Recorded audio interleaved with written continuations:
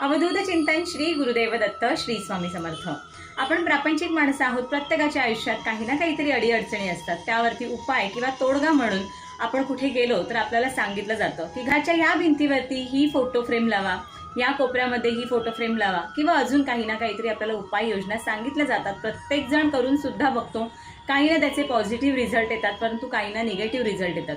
पण मी तर एकच म्हणेन की या भिंतीवर किंवा त्या भिंतीवर कोणताही फोटो लावण्यापेक्षा आपल्या घरात फक्त आणि फक्त एकच फोटो असला पाहिजे, आणि तो फोटो म्हणजे आपल्या स्वामी महाराजांचा।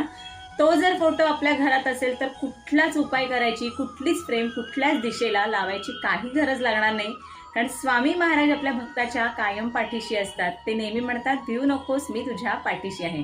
तेव्हा फक्त आणि फक्त आपल्या घरामध्ये हाच फोटो असला पाहिजे। श्री स्वामी समर्थ। देवराज सेव्यमान पावनाघ्रि पंकजं व्यालयज्ञ सूत्रमिन्दुशेखरं कृपाकरम्।